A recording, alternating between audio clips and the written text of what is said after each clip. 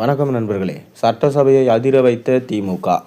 தமிழகத்தில் சட்டம் ஒழுங்கு மிகவும் பாதிப்படைந்துள்ளது. கொலை, கொள்ளை, பாலியல் வன்கொடுமை உள்ளிட்ட பல்வேறு சம்பவங்கள் அரங்கேறி வருது. திமுக ஆட்சியில் இருந்த சட்டம் ஒழுங்கு பாதிப்பு தாவேகா ஆட்சியிலும் தொடர்கிறது. கோவையில் போதை கும்பல் குறித்து புகார் அளித்த கல்லூரி மாணவர் படுகொலை செய்யப்பட்ட சம்பவம் பரபரப்பை ஏற்படுத்தியது. இந்நிலையில் மாணவன் கொலை குறித்து சட்டசபையில் எதிர்க்கட்சித் தலைவர் உதயநிதி ஸ்டாலின் கவன ஈர்ப்பு தீர்மானம் கொண்டு வந்திருக்கிறார்.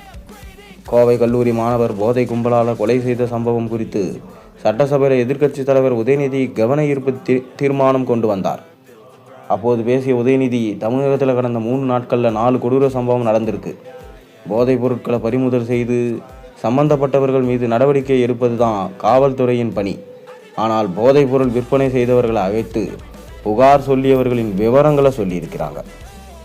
அந்த கோபத்தில் தான் கோவை கல்லூரி மாணவர் அமுதனை போதை கும்பல் அடித்து கொலை செய்ததா அவரின் பெற்றோர் ஊடகங்களில் பேட்டி அளிச்சிருக்காங்க. காவல்துறை ஏன் அலட்சியமாக நடந்து கொள்கிறது என்று இந்த அரசு விளக்கம் கொடுக்க வேண்டும். இனியும் இது போன்ற சம்பவங்கள் நடக்காமல் அரசு பார்த்து கொள்ள வேண்டும். மாணவர் அமுதனின் கொலைக்கு நிச்சயமாக நீதி கிடைக்க வேண்டும் என்றார். அப்போது குறுக்கிட்ட சபாநாயகர் ஜே.சி.டி. பிரபாகர், திங்கட்கிழமை இந்த கவன ஈர்ப்பு தீர்மானத்தை எடுத்துக்கொள்வதா சொல்லியிருக்கிறோம். இது போதுங்க, நடந்த சம்பவம் அனைத்தையும் கூறிட்டீங்க. திங்கட்கிழமை இதை பற்றி விரிவாக பேச அனுமதிக்கிறேன். நீங்கள் கொடுத்த தீர்மானத்தின்படி கோயம்புத்தூர் தனியார் கல்லூரியில் போதைப்பொருள் பயன்பாடு குறித்து புகார் அளித்த கள்ளக்குறிச்சியை சேர்ந்த அமுதன் என்பவரை கொடூரமாக தாக்கி கொலை செஞ்சுருக்கிறாங்க. மாணவருக்கு ஏற்பட்டுள்ள பதற்ற நிலை குறித்து கவன ஈர்ப்பு தீர்மானம் கொண்டு வர வேண்டும் என்று சொல்லியிருக்கீங்க.